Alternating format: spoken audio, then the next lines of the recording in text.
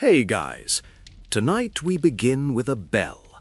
Not a church bell calling the faithful to prayer, though it sounds exactly like one. This bell rings at dawn in a medieval English manner, and when it rings, 200 people stop whatever they're doing and feel their stomachs clench. Because this bell doesn't announce worship, this bell announces that for the next 14 hours, nobody eats. The bell is the first note in a symphony of hunger that will play every winter for the next 4 months, and the people hearing it know exactly what that hunger will do to them, to their neighbors, to the fragile peace that keeps this community from tearing itself apart. Winter fasting wasn't a choice, it was law, enforced by church and state alike, backed by penalties ranging from public humiliation to excommunication to, in extreme cases, death. The medieval calendar designated roughly a third of all days as fasting days, and those fasting days clustered heavily in winter, when food was already scarce and tempers already short. Advent fasting began in late November and continued through Christmas Eve. Lenten fasting consumed the 40 days before Easter, which in many years meant February and March, when winter stores ran lowest. Add the weekly Friday fasts, the Ember Days, the vigils before major feasts, and a medieval person might spend half their winter days in some state of mandated hunger. The question that drove this entire system, the question that nobody in power ever answered honestly, was simple. Why? Why mandate hunger during the season when hunger was already inevitable? Why add spiritual deprivation to physical scarcity? The official answers involved penance, preparation for holy days, the mortification of flesh that brings the soul closer to God. But those answers don't explain why the fasting rules were enforced most strictly in exactly the communities where they caused the most suffering. The real answer, the answer that emerges only when you trace the quiet rules that developed around fasting, had nothing to do with souls and everything to do with survival. Before we continue, let me ask something. If you're watching a video about medieval hunger management, at whatever hour it happens to be where you are, you've found your people. Consider subscribing if that sounds like you, and tell me in the comments what time zone you're watching from. I'm always fascinated by the global distribution of people who can't sleep because they're thinking about how monasteries scheduled meals. If you're settling in for this one, get comfortable. We're going to be here a while, exploring one of history's strangest systems of crowd control. Maybe grab something to eat. The irony isn't lost on me. The logic of winter fasting becomes clear only when you understand what happens to a confined population when food becomes scarce. Scarcity breeds conflict. This isn't speculation or theory. This is observable fact, documented in countless medieval sources and confirmed by modern research into resource competition. When there isn't enough for everyone, people begin calculating who deserves what, who's getting more than their share, who might be hoarding. These calculations poison relationships. The friend who receives a slightly larger portion becomes a rival. The neighbor whose children seem less hungry becomes a suspect. The accumulated resentments of winter confinement, already dangerous enough, gain the additional fuel of hunger anxiety.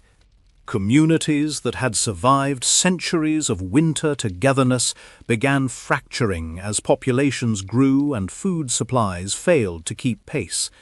The 11th and 12th centuries saw population growth across Europe, growth that strained the capacity of medieval agriculture to feed everyone. The winters that had been difficult became dangerous. The household conflicts that had been manageable became deadly. Something had to change, and the Church, as the only institution with continent-wide reach and authority, was positioned to implement that change. The Church's solution was counterintuitive but brilliant in its terrible way. If scarcity causes conflict because people resent unequal distribution, then eliminate distribution entirely. Mandated fasting meant that everyone went hungry together. The neighbor couldn't be getting more than his share because nobody was getting any share. The calculations that bred resentment became impossible when there was nothing to calculate. Shared deprivation replaced competitive consumption, and shared deprivation, paradoxically, reduced conflict even as it increased suffering. The theology that justified this arrangement emphasized the spiritual benefits of hunger without acknowledging its social functions. Fasting disciplined the flesh and elevated the soul. Fasting demonstrated devotion and prepared the heart for sacred seasons. These explanations satisfied the educated clergy who formulated them and provided a framework for the laity to understand their suffering. But the practical effect, the actual result measured in reduced violence and improved social cohesion, operated regardless of whether anyone understood the mechanism. The system worked, even when nobody knew why it worked. The system required infrastructure. You couldn't simply announce that people shouldn't eat and expect compliance. Human hunger is too powerful an instinct to overcome through prohibition alone. The quiet rules of winter fasting developed over centuries to manage the practical challenges of keeping people hungry without letting that hunger destroy the community. Work bells, supper lines, meal schedules, food storage protocols, even architecture and sleeping arrangements all evolved to support the fasting regime and contain its dangerous side effects. Work bells became the primary instrument of fasting management. The medieval day was already structured by bells that marked the canonical hours of prayer, but fasting days added a new layer of auditory control. The dawn bell announced the beginning of the fast. The midday bell marked the point when hunger typically became most intense and conflict most likely. The evening bell signaled the approach of the single permitted meal. Each bell carried specific behavioral expectations that everyone in the community understood and that the community enforced on its members. The dawn bell meant work should begin immediately to distract from hunger. The person who lingered in bed thinking about food was the person who would become difficult to manage later. Getting everyone moving, getting hands occupied and minds focused on tasks, channeled the energy that hunger would otherwise convert into irritability. The steward who rang the dawn bell wasn't just marking time, he was initiating a behavioral sequence designed to get the community safely through the dangerous hours ahead. The midday bell marked the point when hunger typically became most intense and conflict most likely. The morning's work had depleted energy reserves. The afternoon's work loomed ahead. The stomach that had been merely empty at dawn was now actively demanding attention. This was the moment when fights broke out, when old grudges surfaced, when the careful management of the morning could collapse into afternoon chaos. The midday bell signaled supervisors to increase vigilance and signaled workers to exercise particular self-control. The evening bell signaled the approach of the single permitted meal, beginning a transition that was itself dangerous.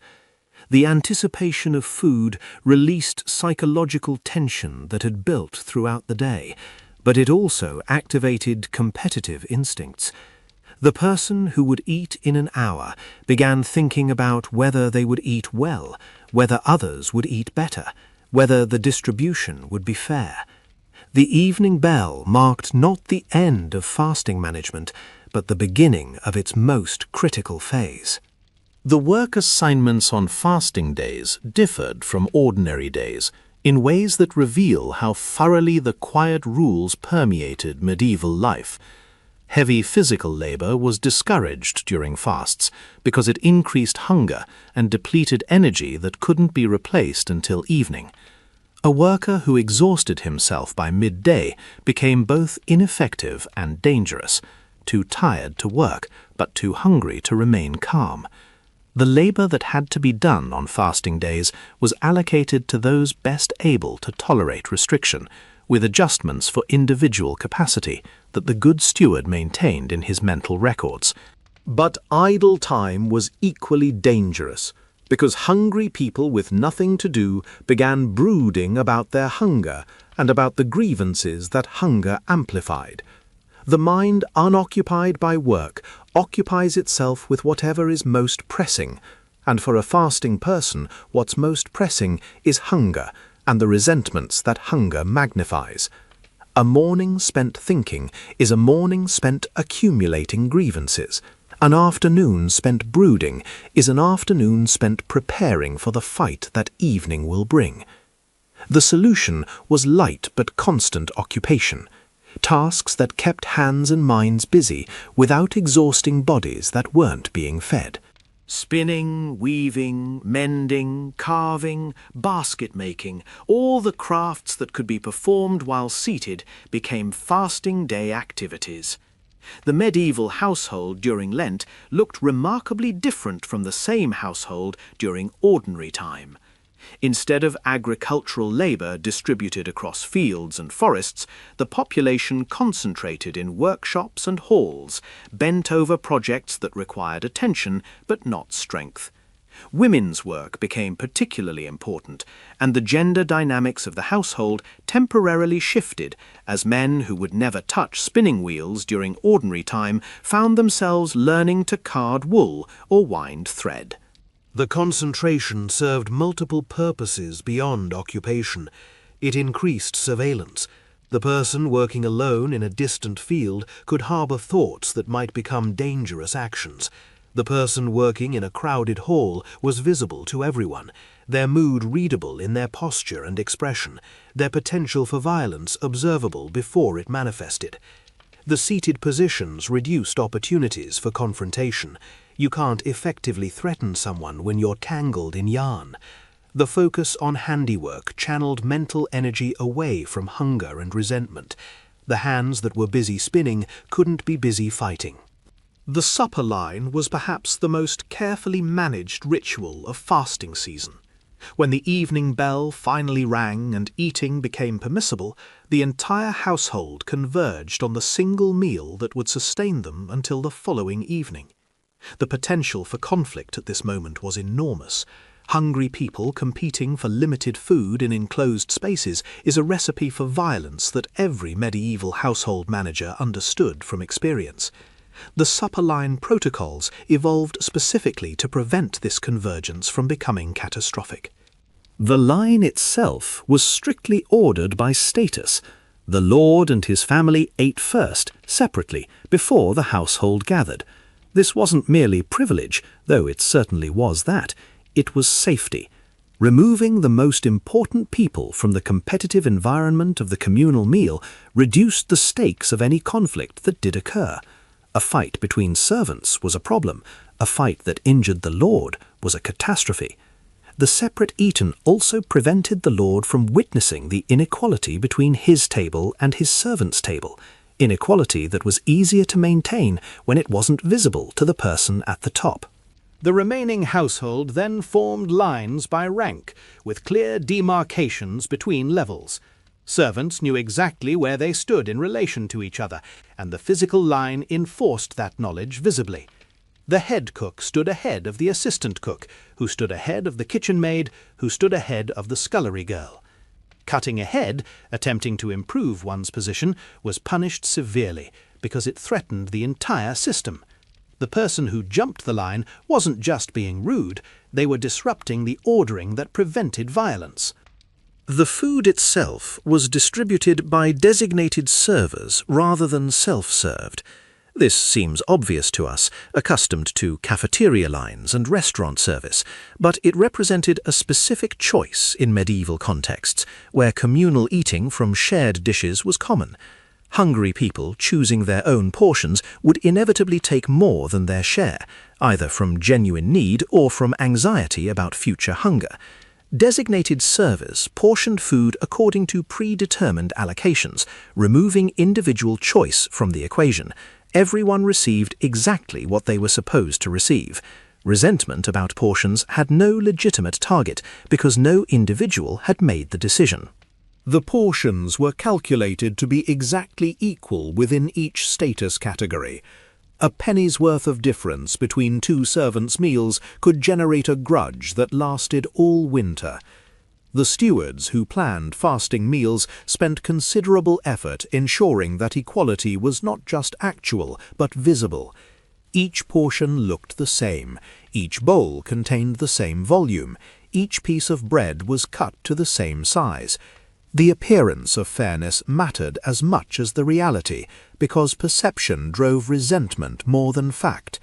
The servant who received slightly more, but whose portion looked smaller, would still resent the servant whose portion looked larger. Eating speed was regulated through ritual. A prayer before the meal extended the time between receiving food and being permitted to consume it, allowing the initial wave of hunger-driven aggression to subside. The hunger that had built all day demanded immediate satisfaction, and that demand could manifest as grabbing, hoarding, or hostility towards anyone who seemed to be getting more. The prayer created a pause, a moment of stillness, during which the worst impulses could be recognized and contained. The prayer also reframed the meal as a spiritual rather than physical event, activating the psychological mindset that church teachings had cultivated. The meal was supposed to be received with gratitude for divine provision, not attacked with animal desperation. Whether anyone actually achieved that mindset is doubtful, but the ritual created a space in which achieving it was possible. The person who said the prayer, usually the Lord or a priest, led the community through a collective moment that reminded everyone what they were supposed to be. The ritual didn't eliminate hunger, but it contained it, channeled it, gave it a form that was less dangerous than raw demand. The meal itself proceeded in stages. The first course was typically liquid, a thin soup or broth that could be consumed quickly and would begin to ease hunger without providing the satisfaction that might trigger competition for more. Liquid fills the stomach faster than solids. The person who has drunk a bowl of broth feels less immediately desperate than the person whose stomach remains entirely empty. The partial satisfaction of the first course reduced the psychological pressure that the main course would otherwise face. The second course was the main substance, usually vegetables and bread during Lent when meat and dairy were forbidden. This was what would actually sustain people until the following evening, and its distribution was the most carefully monitored moment of the meal.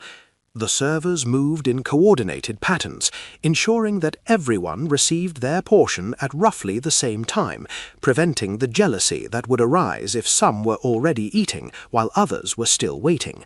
The timing had to be precise. Too slow, and impatience would build. Too fast, and chaos would result. The third course, when it existed, was something sweet, a psychological reward for having made it through another fasting day. The sweetness provided pleasure that the rest of the meal, carefully designed for adequacy rather than enjoyment, deliberately withheld. This wasn't mere kindness, it was manipulation. The positive feeling associated with the end of the meal created an incentive to follow the rules that led to that ending. The person who disrupted the meal didn't get the sweet course. The person who waited patiently did. The reward shaped behavior as effectively as any punishment. The staging slowed consumption and allowed the community to eat together rather than racing to finish before others could see what they'd been given.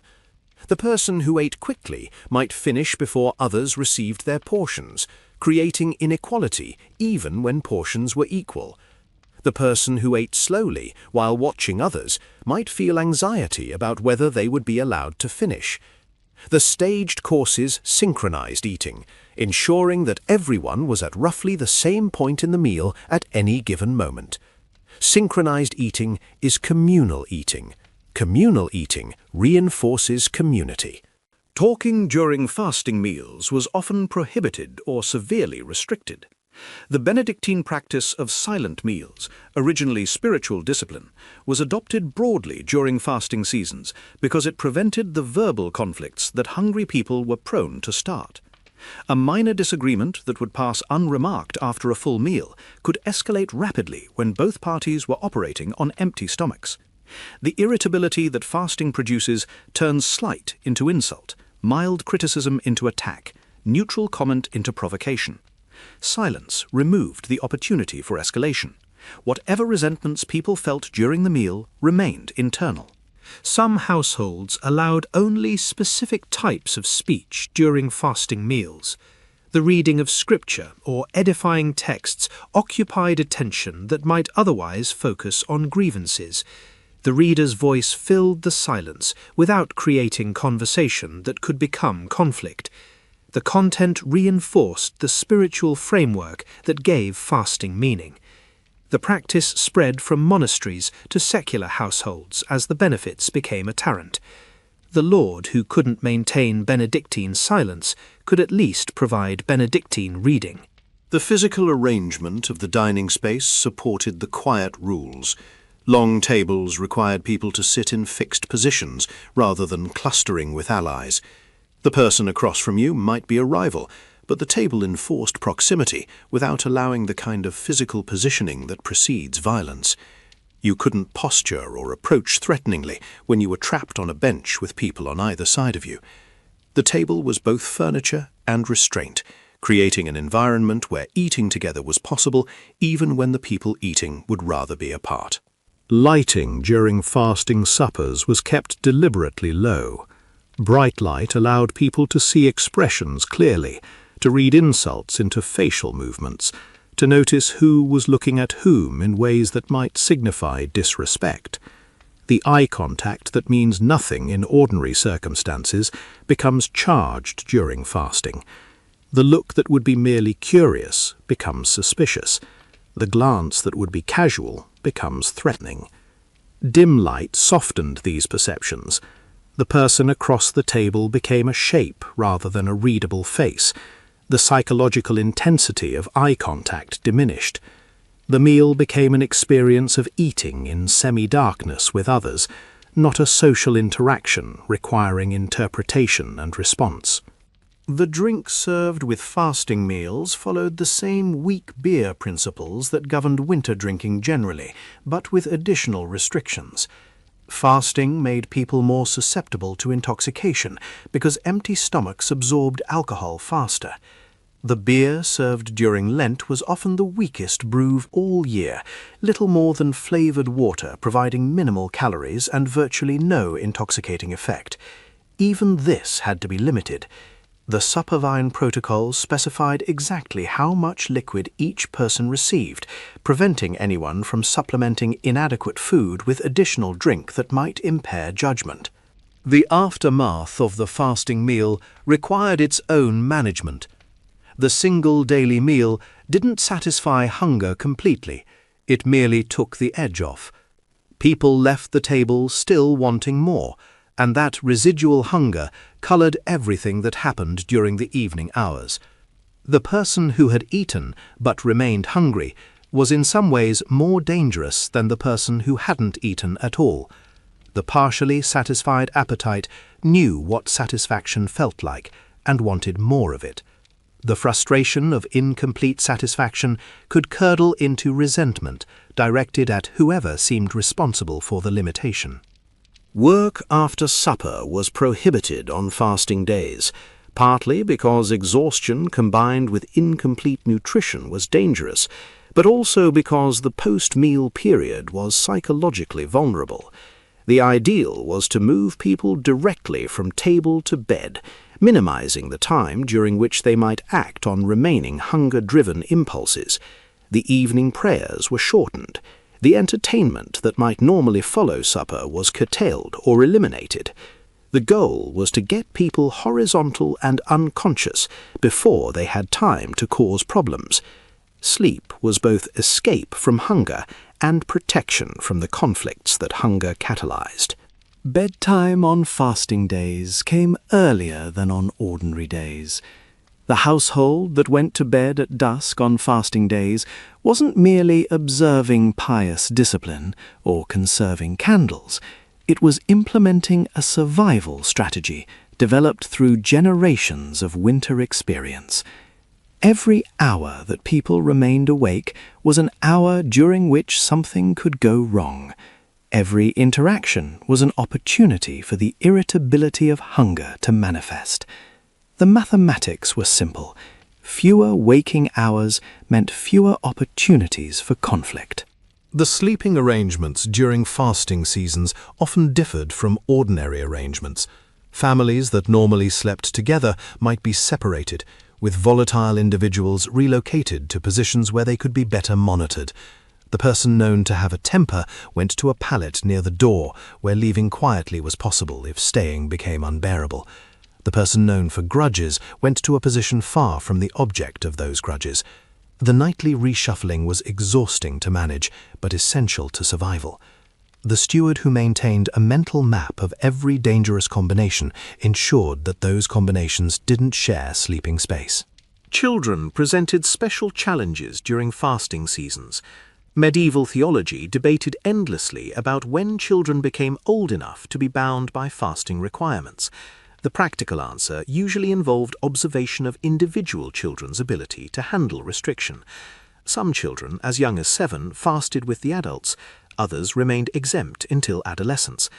The determination wasn't arbitrary. It was based on which children could be trusted not to cause disruption when hungry, which in turn depended on temperament, family circumstances, and previous behavior. The child who had made it through last year's Lent without incident could be expected to make it through this year's. The child who had caused problems last year might need continued exemption. Children who did fast required additional supervision because their self-control was less developed than adults. The tantrums of a hungry child could trigger adult interventions that escalated into adult conflicts. The child who wailed for food might be comforted by one adult and criticized by another, and suddenly the child's hunger had become a disagreement between adults with its own potential for violence. The mother who defended her crying child and the neighbor who complained about the noise were fighting about the child, but also about everything else between them. The quiet rules often specified that fasting children should be kept together under dedicated supervision, separated from the adult population until the evening meal reunited everyone. Elderly household members presented the opposite problem. Their bodies tolerated fasting poorly, and the Church had developed extensive dispensations, allowing old or sick people to eat when others couldn't. But these dispensations created visible inequality. The old woman eating bread while her grandson went hungry violated the principle of shared deprivation that made the whole system work. The solution in many households was to have the exempt eat privately, out of sight of the fasting majority. The elderly ate in their chambers, the sick ate in the infirmary, the pregnant and nursing ate in the women's quarters. Hidden eating preserved the psychological benefits of apparent universal participation. The clergy occupied a peculiar position in household fasting dynamics. Priests and monks were supposed to model perfect fasting discipline, but they were also supposed to maintain the spiritual strength necessary to perform their duties. The theological compromises that allowed clergy to eat slightly more or at different times than laity had to be carefully hidden to prevent lay resentment. A priest visibly eating while his parishioners starved could undermine his authority entirely. The solution was clergy eating in private, often after the household had retired, from stores kept separately from the common supply. The pretense of clerical abstinence had to be maintained, even when the reality was more complicated. The foods permitted during fasts were themselves subject to elaborate regulation that gradually evolved to reduce conflict. The basic medieval fast prohibited meat, eggs, and dairy, leaving vegetables, bread, and fish. But fish was expensive, available mainly to the wealthy, and its consumption on fasting days became a marker of status that generated resentment. The lord eating elaborate fish preparations while his servants gnawed turnips violated the spirit of shared deprivation, even while technically complying with the letter of the law. Some regions eventually prohibited fish during the strictest fasts, reducing the visible inequality between rich and poor fasting. Everyone ate vegetables. Everyone was equally miserable. The resentment that had been generated by watching the wealthy enjoy their fish courses largely disappeared. As the winter of 1230 approached, the household of William Marshall, one of the most powerful lords in England, faced a testing season. The previous year's harvest had been poor, and stores were lower than usual entering the cold months. The household numbered over 200 people, far too many for the reduced food supply to sustain at normal levels. The Marshal's steward, a man named John, whose detailed accounts survive in fragmentary form, made a decision that would influence household management for generations. Instead of waiting for desperation to force measures, he implemented strict fasting protocols immediately, before scarcity had been experienced as deprivation. John's innovation was psychological rather than logistical. He presented the early fasting not as necessary economy, but as exceptional piety. The household was fasting more severely, he announced, because the household sought divine favor more earnestly. The restriction that might have been experienced as shameful became a point of pride. Other households that weren't fasting as severely were merely doing the minimum.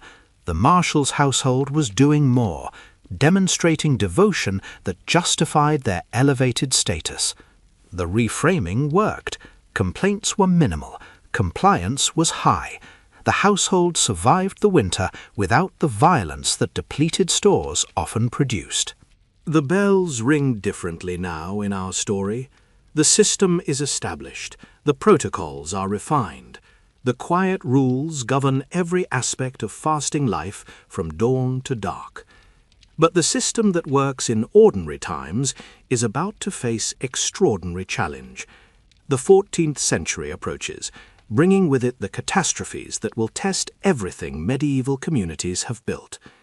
In Part 2, we'll see what happens when the quiet rules meet the Black Death, when the infrastructure of fasting management collapses along with the society that built it, and when the survivors must rebuild not just their communities, but the very systems that made community possible.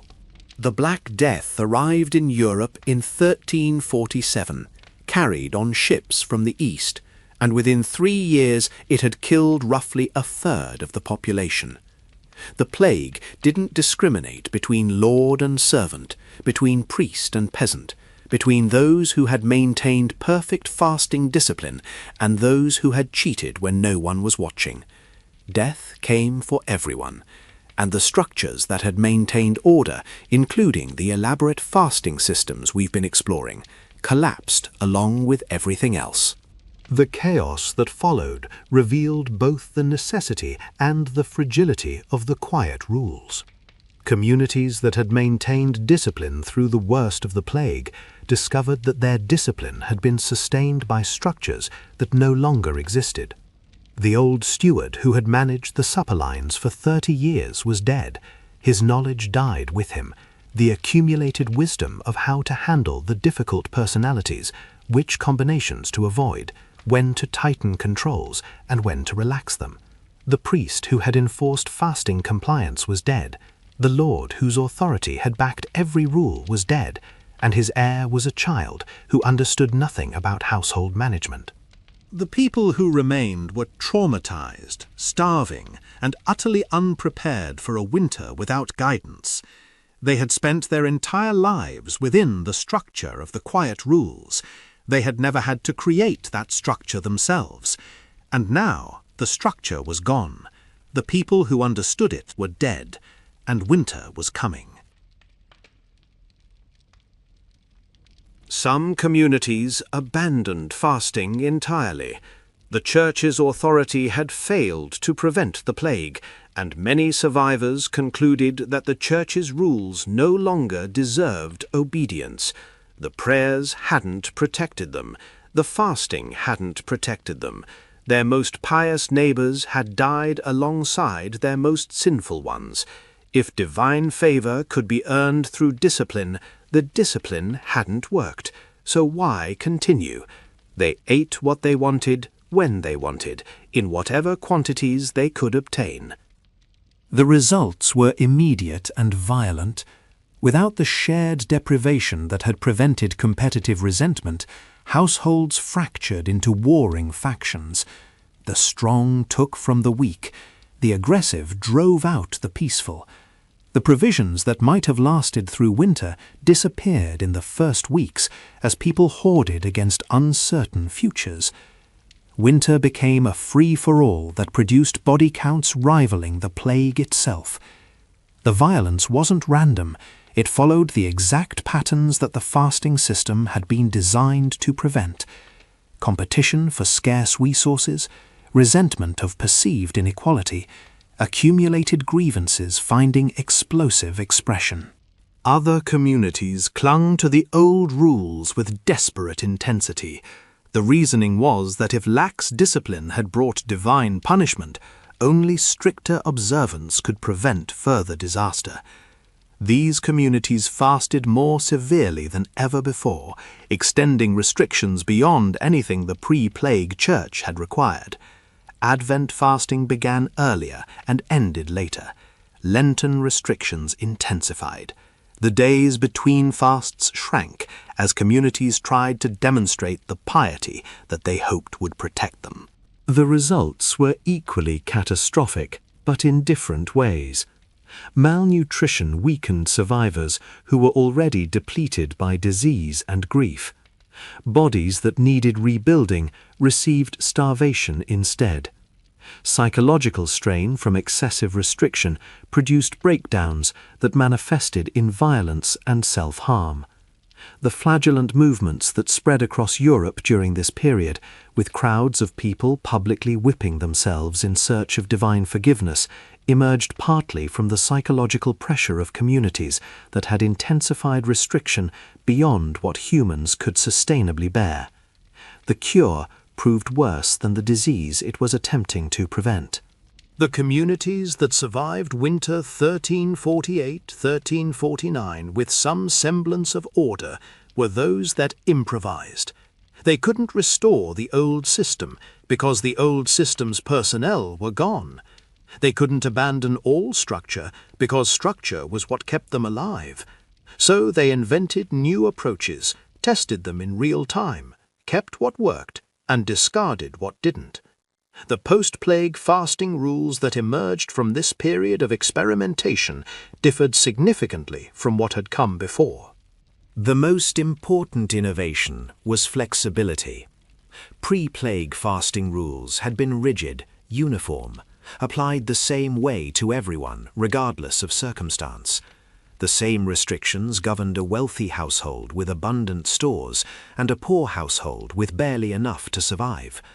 The same requirements applied to a robust adult and an elderly person weakened by age. The same rules applied in good harvest years and bad ones.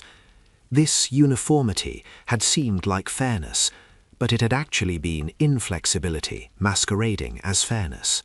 Post-plague rules recognized that circumstances varied and that effective management required adaptation.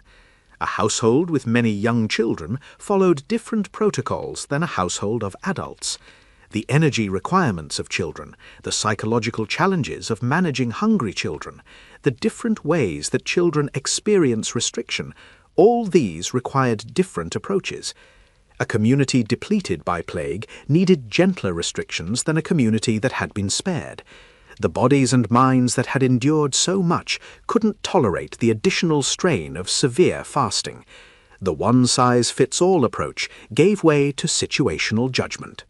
If you just felt something shift in your understanding of where modern ideas about contextual management and individual accommodation might have come from, that's exactly why I make these videos. The subscribe button is there if you want more moments like this. The role of the household steward expanded enormously after the plague. Pre-plague stewards had implemented rules handed down by church and custom. Their job was execution, not creation.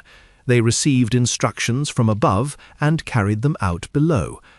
Post-plague stewards had to create rules themselves, observing their specific populations and developing approaches that worked for their specific circumstances.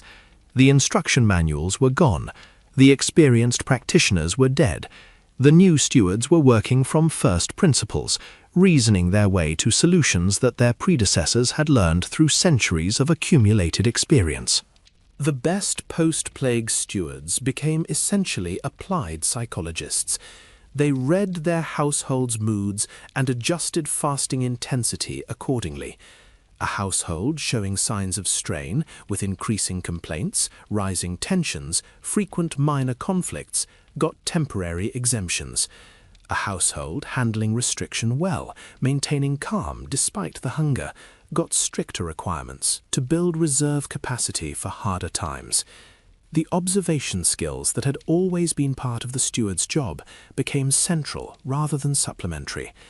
The post-plague stewards spent more time watching and less time executing, more time thinking and less time doing. Women's authority in fasting management increased significantly after the plague. So many men had died that women necessarily took over functions they had previously been excluded from. The lady of the manor, who had merely supervised servants before, now made decisions about fasting schedules and meal allocations that had previously required male approval. Female religious, who had been subordinate to male clergy, found themselves running their own communities without oversight. The expertise these women developed during the crisis wasn't surrendered when the crisis passed. Post-plague fasting management retained a female dimension that pre-plague practice had lacked. The supper line evolved in response to post-plague conditions in ways that reveal changing social assumptions. Pre-plague lines had been rigidly ordered by pre-existing status hierarchies. Birth determined position. The son of a noble ate before the son of a servant, regardless of any other consideration. Post-plague lines couldn't maintain those hierarchies because so many positions in the hierarchy were vacant. The lord was dead, and his heir was an infant. The head servant was dead, and no one had been trained to replace him. The chain of precedence that had ordered the line was broken in dozens of places. The solution that emerged was functional ordering. People lined up according to their role in the household that day, rather than their permanent status. The person who had worked hardest ate first, regardless of birth. The person who was ill or weakened ate with the priority cases. The status that mattered was current need, rather than inherited position. This was a revolutionary change, though it wasn't experienced as revolution at the time. It was experienced as adaptation to necessity. But the principle established in necessity, that functional contribution could outweigh inherited status, would have enormous implications for the future development of European society. The timing of fasting meals also changed. Pre-plague practice had standardized meal times according to the canonical hours, with supper typically occurring at the end of the afternoon, regardless of what individual bodies needed. The bells rang at the same time every day, and meals followed the bells. Post-plague practice discovered that standardized times didn't work for depleted populations with variable energy levels. The person who had worked physically needed to eat at a different time than the person who had worked mentally. The person recovering from illness needed to eat at a different time than the person in full health. Some households moved to flexible meal times within approved windows, allowing individuals to eat when their bodies needed food rather than when the clock said they should. The supper window might extend from mid-afternoon to early evening, with different people eating at different points within that window. Others experimented with multiple small meals instead of one large one, distributing calories across the day to maintain more consistent energy. The single daily meal that had been the fasting standard gave way in some communities to 2 or 3 smaller meals that provided the same total nutrition in a pattern that bodies could better utilize. The foods permitted during fasting underwent revision after the plague. The pre-plague distinction between meat and fish had created significant inequality, since fish was expensive and often unavailable to most people. The wealthy household might serve elaborate fish courses that technically complied with fasting rules while providing satisfaction that vegetables couldn't match. The poor household had only vegetables and bread, technically the same restriction, but experientially very different. Post-plague authorities in many regions eliminated fish from permitted fasting foods entirely. The reasoning was that equality of misery was more important than technical compliance with ancient rules. Everyone ate vegetables and bread. Everyone was equally uncomfortable. The resentment that had been generated by watching the wealthy enjoy their fish courses while the poor gnawed turnips largely disappeared when the wealthy were also gnawing turnips. The rule change was theologically controversial, departing from long-established tradition, but it was practically effective. Communities that adopted it reported fewer conflicts during fasting seasons. Medical exemptions from fasting became much more generous after the plague. Pre-plague practice had treated exemption claims with suspicion, assuming that most people seeking to escape fasting were simply weak-willed or spiritually immature.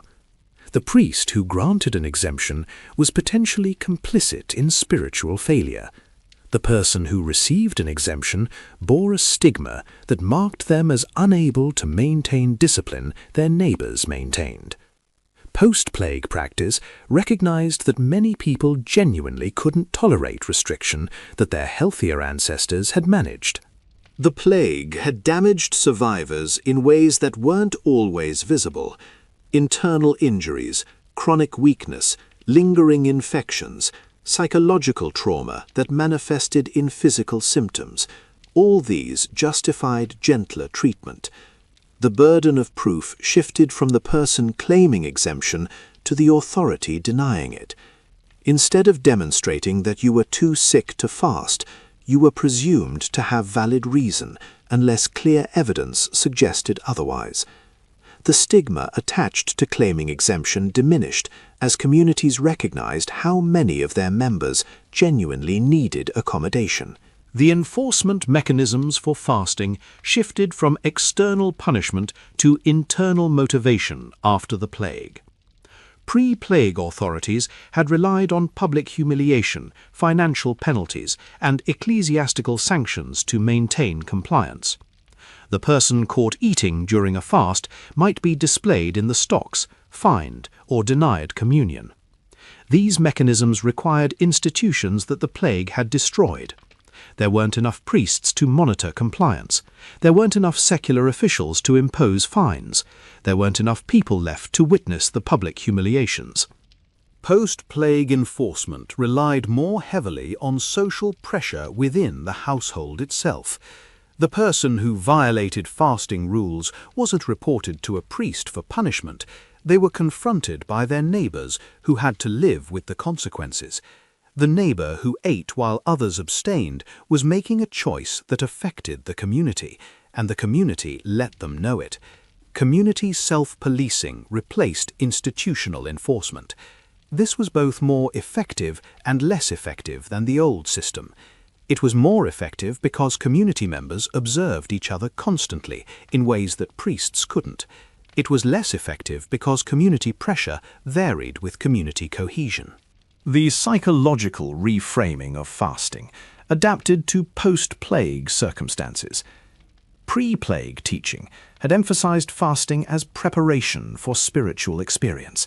You fasted to ready your soul for holy days, to discipline your body so your spirit could flourish, to demonstrate devotion that earned divine favor. Post-plague survivors were less interested in spiritual preparation than in simple survival. They had seen pious people die horribly. They had seen preparation prove useless against plague.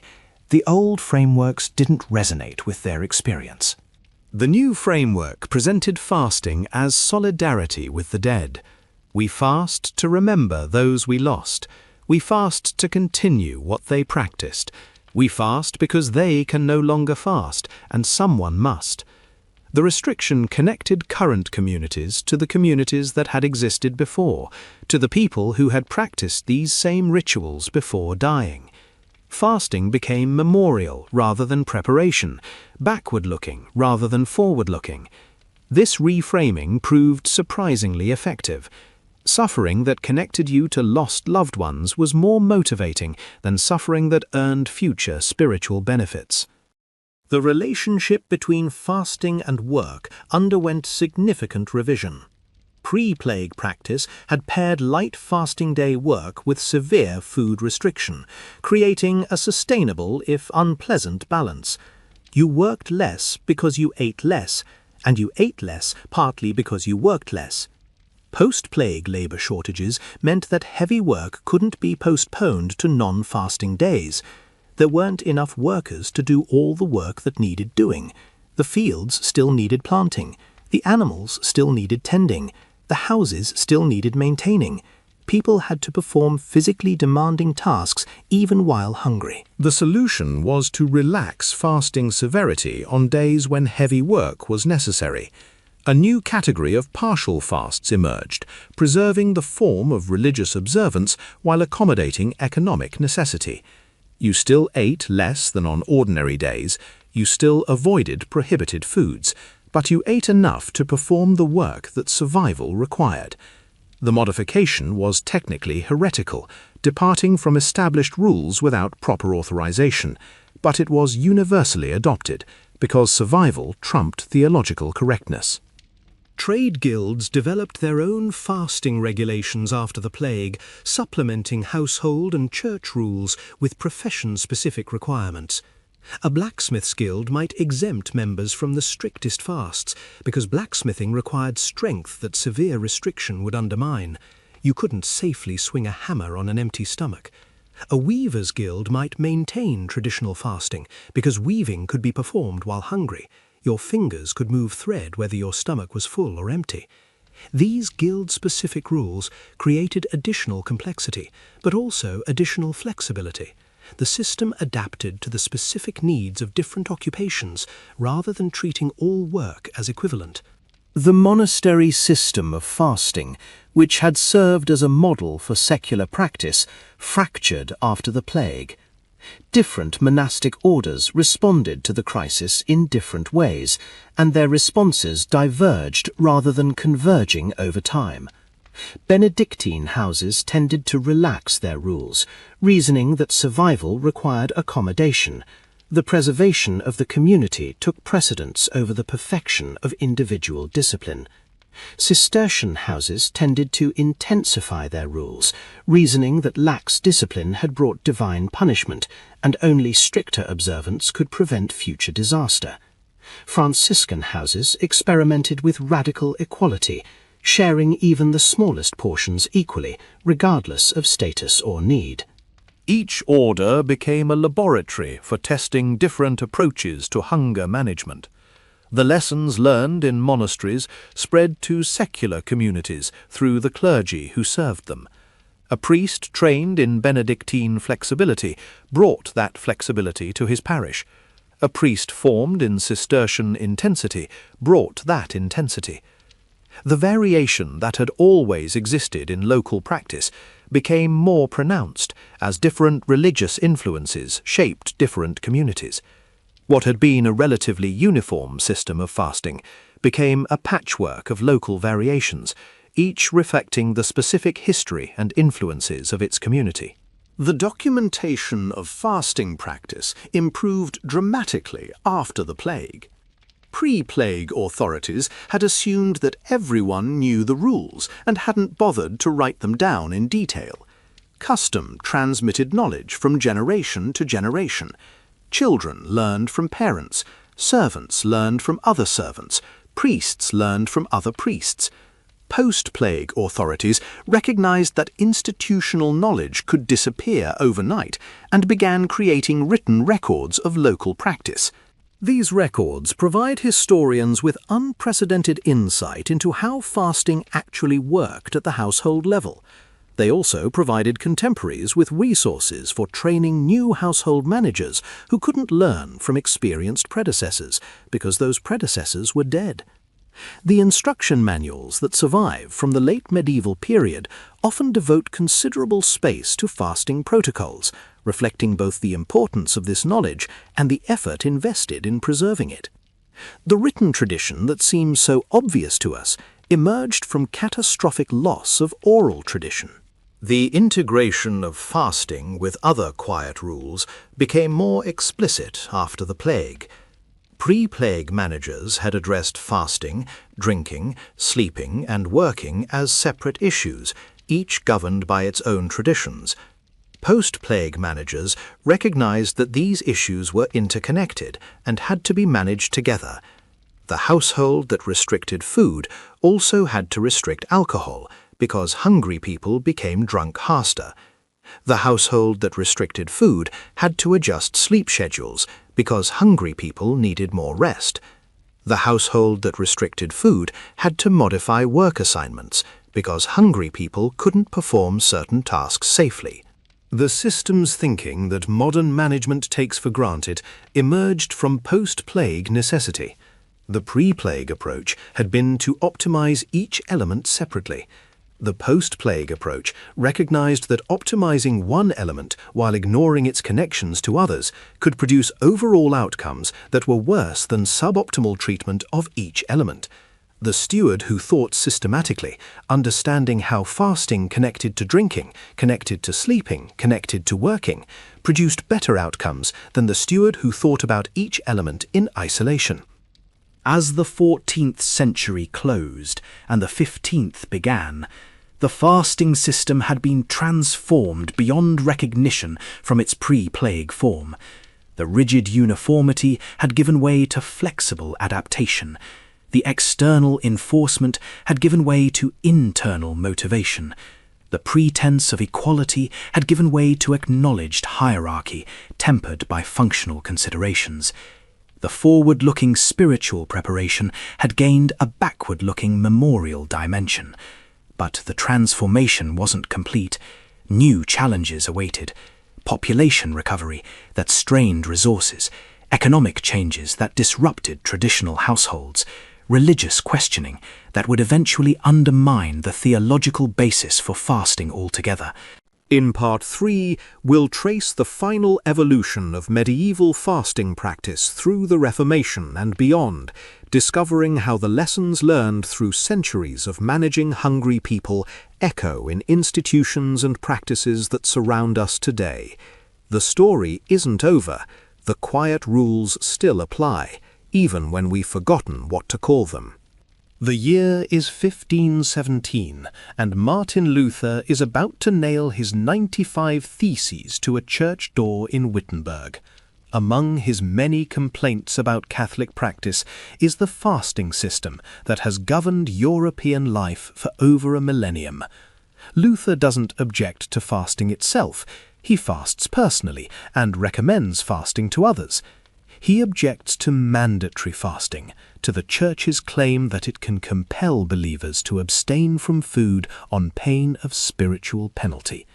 For Luther, fasting should be voluntary, a personal discipline chosen freely rather than an institutional requirement imposed from above. This seemingly modest theological position will demolish the quiet rules that communities have spent centuries developing. The Protestant Reformation didn't eliminate fasting. It eliminated the infrastructure that made fasting manageable. The medieval fasting system had worked because everyone fasted together. The shared deprivation that prevented competitive resentment depended on universality. The quiet rules assumed that everyone was participating in the same restrictions at the same times. When communities could no longer be compelled to fast together, when individual households might fast or not according to their own consciences, the foundation of the entire system collapsed. The immediate aftermath varied by region in ways that reveal the system's underlying mechanics. In areas that remained Catholic, the old rules continued largely unchanged, sometimes intensifying as authorities sought to demonstrate their opposition to Protestant laxity. The fasting became a badge of identity, marking communities as faithful against the tide of heresy. Catholic households fasted not just for spiritual benefit, but as public statement, visible demonstration that they remained within the true Church. In areas that became Protestant, households had to navigate entirely new territory. The old rules still existed in memory, still shaped expectations and habits, but no longer commanded obedience. Some households maintained traditional fasting patterns voluntarily, finding that the discipline remained valuable even without theological compulsion. These households experienced fasting not as obligation, but as choice, which changed its psychological character entirely. Others abandoned fasting altogether, embracing the freedom that Protestant theology provided and eating according to appetite rather than calendar. Most fell somewhere between, fasting sometimes, eating sometimes, without any consistent principle to guide their choices. The household that fasted during Lent because grandmother insisted, but ate meat on Fridays because father no longer saw the point, experienced confusion that expressed itself in conflict. The family members who maintained traditional practice and the family members who embraced new freedom argued, not just about food, but about authority, tradition, and identity. The quiet rules had suppressed these arguments. Without the rules, the arguments erupted. The household conflict that emerged from this fragmentation validated everything the medieval system had been designed to prevent. Families divided over fasting practices in ways that mapped onto larger divisions over religious allegiance. Husband and wife might disagree about whether to observe traditional restrictions. The Catholic wife, who maintained Friday abstinence, and the Protestant husband, who ate meat when he pleased, occupied the same household, but different spiritual worlds. Their meals became battlegrounds, where theological positions were expressed through food choices. Parents and children clashed over old customs versus new freedoms. The father who had grown up under the old rules and the son who had grown up hearing those rules questioned represented different relationships to tradition. The dinner table became a space where generational conflicts found expression. The grandmother who refused to eat meat on Friday and the grandson who deliberately ate meat on Friday to prove his liberation were something about much more than food. They were fighting about whether the past should govern the present. Secular authorities stepped into the breach, motivated less by religious conviction than by public order concerns. The same princes and city councils that had embraced Protestant theology recognized that unregulated eating created social problems. The competition for food that fasting had suppressed returned when fasting ended. The resentments that shared deprivation had prevented emerged when deprivation became unequal. The violence that the quiet rules had contained found expression when the rules no longer commanded respect. These authorities developed civil fasting regulations that preserved the form of the old system while changing its justification. Fasting was no longer required for spiritual reasons, but for economic and social ones. The community needed to conserve food stores during scarce months. The markets needed predictable demand patterns that price stability required. The peace needed the shared rhythm that fasting had provided. The rules remained, only the rationale changed. These secular fasting regulations proved surprisingly durable. They survived even in communities where Protestant theology had thoroughly displaced Catholic teaching. The people might no longer believe that eating meat on Friday endangered their souls, but they continued to avoid meat on Friday because the neighbours expected them to, because the markets didn't sell meat on Friday, because the pattern was established and deviation required effort they weren't prepared to make. Social pressure replaced religious obligation as the enforcement mechanism, but the behaviour continued. The Counter-Reformation Catholic response involved intensifying fasting requirements in ways that explicitly distinguished Catholic from Protestant practice. To fast was to proclaim one's Catholic identity. To eat was to associate oneself with Protestant novelty. The boundary between religious communities was marked at every meal. The Catholic household that fasted conspicuously was making a statement that neighbours couldn't miss. The Protestant household that ate conspicuously was making a counterstatement. Food became political in ways it hadn't been before, when everyone had observed the same rules. The economic dimension of fasting attracted increasing attention in the post-Reformation period. Medieval authorities had certainly considered economics, but their primary concern had been household management rather than market dynamics. Post-Reformation authorities began treating fasting as an economic policy tool. Periods of restriction could reduce demand for scarce foods and allow prices to stabilize. Periods of feasting could stimulate trade and distribute wealth through markets. The government that could control when people ate could influence the entire economy. Fish markets benefited enormously from fasting regulations, and fish merchants became politically active defenders of traditional practice. In England, the Protestant break with Rome raised immediate questions about whether traditional fish days would continue. Queen Elizabeth I, despite her Protestant theology, maintained fish day requirements explicitly for economic reasons. The fishing industry employed too many people and supported too much of the navy for fish consumption to be left to individual conscience. Religion might change. The fishing lobby remained constant. The New World complicated fasting practice in ways that European traditions couldn't accommodate. Indigenous foods didn't fit neatly into medieval categories of permitted and prohibited. Was turkey meat or something else entirely? The bird resembled no European food, and theological authorities struggled to classify it. What about the strange vegetables that colonists now cultivated, the corn and squash and beans unknown in Europe? Were they permitted during fasts? Prohibited? The rules had been designed for a world with different foods, and applying them to the New World required interpretation that different authorities performed differently. Colonial fasting practice developed its own variations. Distance from European authority allowed experimentation. The scarcity of traditional foods forced adaptation. Settlers who couldn't obtain fish substituted whatever was available, and local clergy either accommodated or lost their congregations. The regional variations that would characterize American food culture have roots in colonial-era fasting adaptations.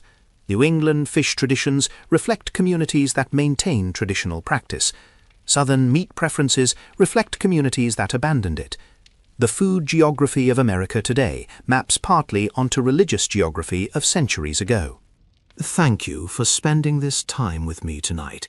If this story changed how you think about where our meal schedules and food customs actually come from, I'd be grateful if you'd subscribe and share your thoughts. What surprised you most about the evolution of fasting practice? What connections do you see between medieval hunger management and contemporary life? What rules does your family observe around food that you've never questioned? I read every comment, and the conversations that develop often teach me things I wouldn't have discovered alone. The scientific revolution brought new perspectives to fasting that would eventually transform practice entirely. Medieval understanding of nutrition had been based on humoral theory, which saw food primarily in terms of qualities like hot, cold, wet, and dry. You ate certain foods to balance your humours, to correct excesses, to maintain the internal equilibrium that health required. Fasting wasn't deprivation of specific substances, it was adjustment of qualities, reducing heat or dryness as spiritual discipline required. Scientific investigation began revealing that food provided specific substances the body needed to function. Proteins, carbohydrates, fats, vitamins, minerals. These categories replaced the humoral qualities in educated understanding. Fasting wasn't just restriction of certain food types, it was deprivation of specific nutrients with measurable physiological effects. The body deprived of protein behaved differently than the body deprived of carbohydrates. The body lacking vitamins developed specific diseases. This understanding would eventually undermine the entire framework of traditional fasting, revealing that the medieval rules were arbitrary from a nutritional standpoint, even if they served social functions. Medical arguments against fasting multiplied during the 17th and 18th centuries. Physicians documented the health consequences of traditional restriction patterns and argued that religious authorities had no competence to mandate practices with medical implications. The debate between spiritual authority and medical expertise that continues today began in early modern conflicts over fasting regulation. The Church claimed authority over souls, including authority to mortify bodies for spiritual benefit. The doctors claimed authority over bodies, including authority to protect bodies from mortification that served no medical purpose. Fasting fell into disputed territory between them. The Enlightenment attacked fasting from a different angle. Rationalist philosophers saw mandatory fasting as superstition, an arbitrary restriction without rational justification. The fact that similar practices existed in non-Christian religions proved that fasting wasn't divinely mandated, but merely human tradition. Jews fasted, Muslims fasted, Hindus fasted. If fasting were specifically Christian obligation, it wouldn't appear in religions that denied Christ. The universality of fasting suggested human psychology rather than divine command. The educated classes who absorbed Enlightenment thinking increasingly abandoned fasting as beneath their intellectual dignity. The aristocrat who observed Lenten restrictions was performing peasant superstition. The philosopher who ate meat on Friday was demonstrating rational liberation. What had once been universal practice became associated with the ignorant and backward. The quiet rules that had governed everyone now governed only those too simple to question them. Class dimensions of fasting shifted dramatically during this period. In medieval times, everyone had fasted, though the wealthy had fasted more comfortably than the poor. The lord's Lenten fish was better than the peasant's Lenten turnips, but both were Lenten. In the early modern period, fasting became increasingly associated with the lower classes, while the wealthy claimed medical exemptions or simply ignored restrictions that no longer commanded respect. The servant who fasted while the master ate represented a complete inversion of the medieval ideal of shared deprivation. The quiet rules that had maintained equality of misery gave way to visible inequality that generated new forms of resentment. Industrial capitalism transformed the relationship between fasting and work in ways that medieval managers couldn't have imagined. Factory schedules required consistent labor output regardless of religious calendar. The worker had to be at the machine at the specified hour and perform at the specified level, whether it was an ordinary day or a fasting day. The body couldn't distinguish between religious requirement and economic requirement. It needed fuel to function, and functioning was economically required. Workers couldn't perform demanding physical tasks while restricted to medieval fasting diets. The collision between industrial requirements and traditional practice generally resolved in favor of industry.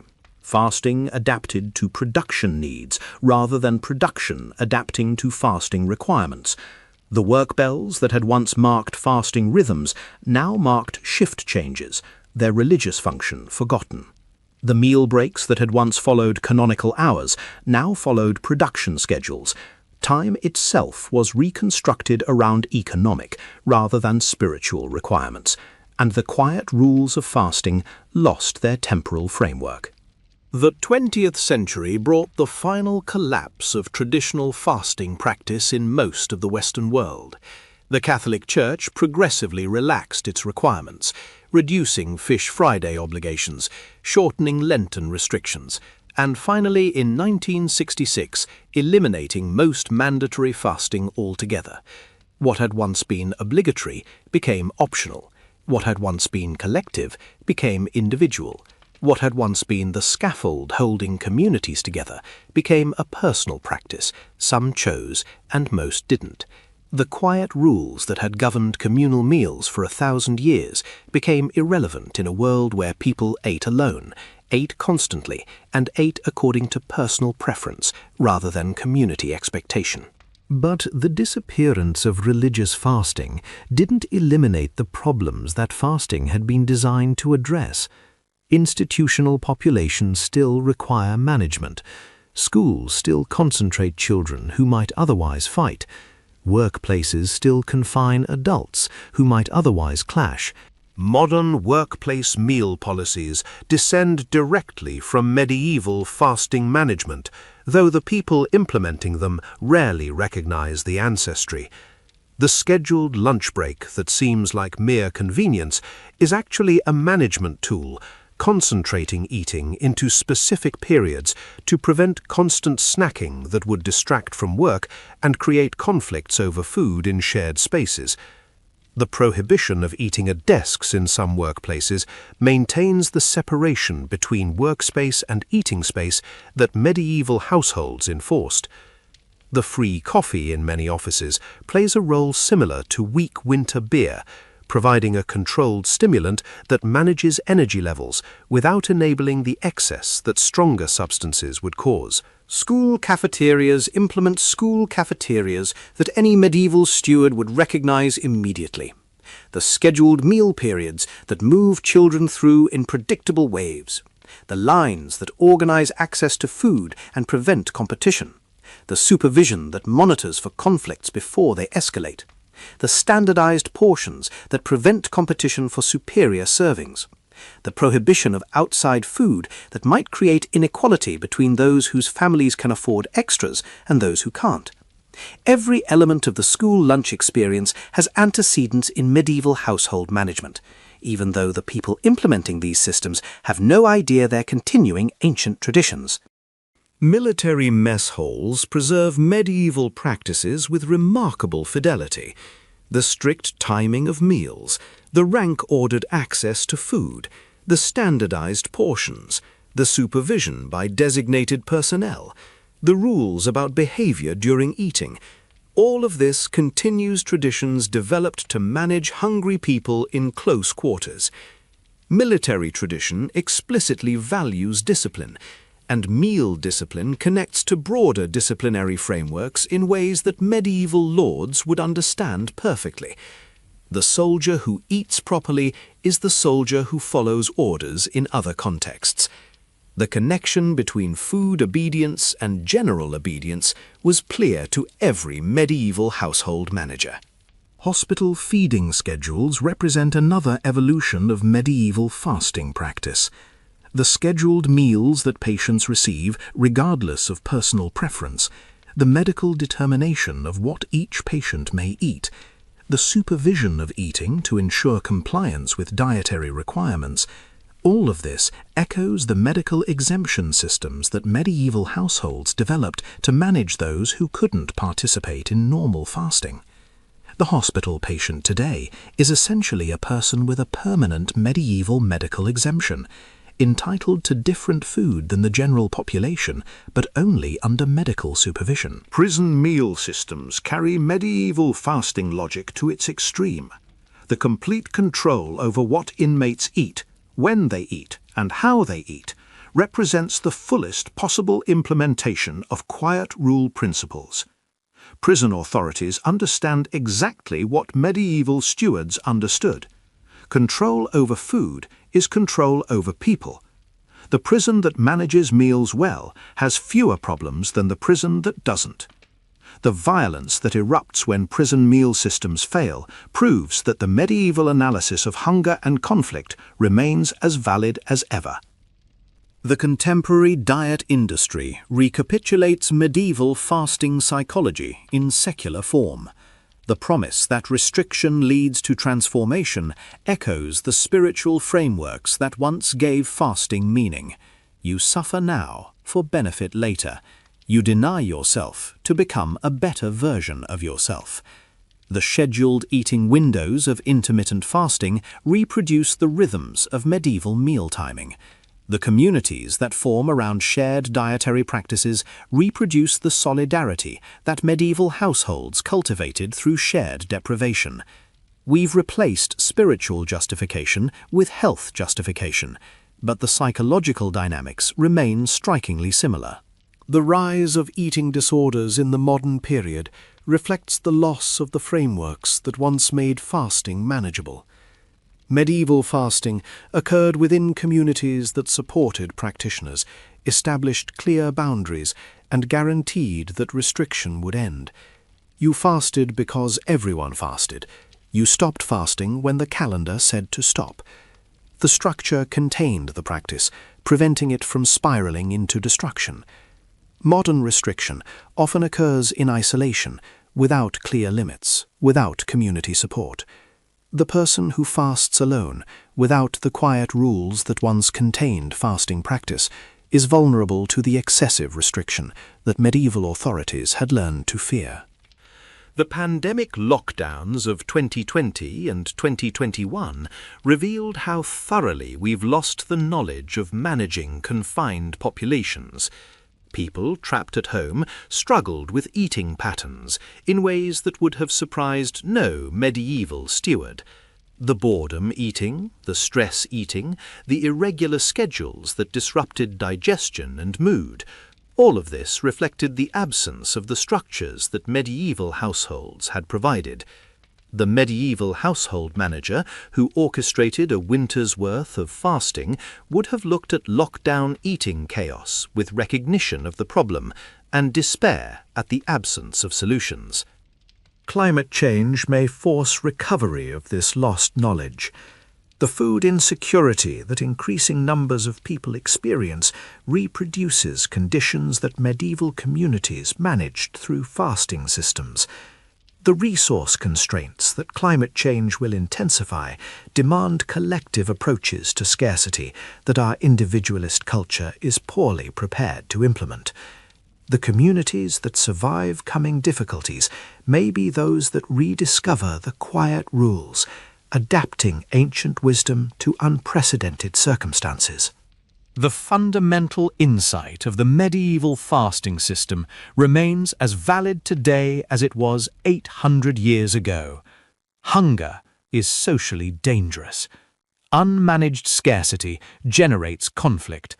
Shared deprivation is more tolerable than unequal distribution.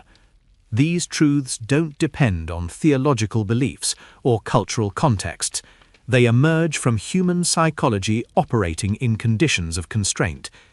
Any institution that concentrates own versions of the quiet rules. The bells that once marked fasting times now mark work shifts, school periods, prison meal rotations. The supper lines that once ordered hungry households now process cafeteria queues, mess hall entries, feeding program recipients. The quiet rules that once governed medieval winter now govern every institution where people gather under conditions that require management. We've changed the vocabulary, forgotten the origins, but continued the practices because the practices work. They address something true about human nature that all the technological and social changes of centuries haven't altered. The story we've traced through these hours is ultimately a story about what happens when human needs collide with human limitations. We need food. We need community. We need peace. But we also exhibit greed, jealousy, violence, all the tendencies that make managing human populations so difficult. The fasting system that developed over medieval centuries represented one set of solutions to these eternal tensions. We've developed different solutions, some better and some worse, but we haven't escaped the tensions themselves. We can't escape them. They're built into what we are. Medieval authorities understood this in ways that modern authorities sometimes forget. They didn't imagine they could eliminate hunger or abolish conflict or perfect human nature. They simply tried to manage, keeping people alive through difficult seasons, preventing the worst violence while accepting that some violence was inevitable. This modesty of aspiration might seem like failure to those who dream of perfecting human society, but it might actually be wisdom. The system that accepts human limitation and works within it may accomplish more than the system that demands transformation it can't achieve. Here's to the stewards who managed the supper lines. Here's to the cooks who made fasting meals bearable. Here's to the priests who maintained the framework that made restriction meaningful. Here's to everyone who helped their communities survive winter after winter, century after century, developing the quiet rules that kept people alive long enough to become our ancestors. They learned something true about us. The least we can do is remember what they knew. The bells are quieter now. The fasting has ended for most of us. The shared rhythm of restriction and release has given way to constant availability and individual choice. We've gained freedom and lost structure. We've gained privacy and lost community. We've gained options and lost the meaning that once made restriction bearable. The trade-offs are real. The benefits are real. The costs are real too. Whatever you're eating tonight, whenever you're eating it, you're participating in the end of a very long story. The story of communities learning to manage hunger together. The story of institutions developing quiet rules to prevent the violence that scarcity breeds. The story of human beings figuring out through centuries of trial and error how to survive in close quarters without destroying each other. We've mostly solved the problem of winter fasting by eliminating winter confinement and food scarcity for most people in developed countries. But the problems that fasting addressed haven't disappeared. They've just moved to other contexts, other institutions, other populations. The work bells still ring somewhere. The supper lines still form somewhere. The quiet rules still govern somewhere. For every person watching this in comfort, there's someone experiencing the constraints that our ancestors knew intimately. The knowledge accumulated through medieval fasting practice isn't merely historical curiosity. It's living wisdom that applies wherever hunger and confinement and conflict intersect. We ignore it at the peril of those who still need it. Thank you for watching. Thank you for thinking about things that most people never consider. The next time you skip a meal, or schedule a lunch break, or stand in a cafeteria line, remember where these practices came from.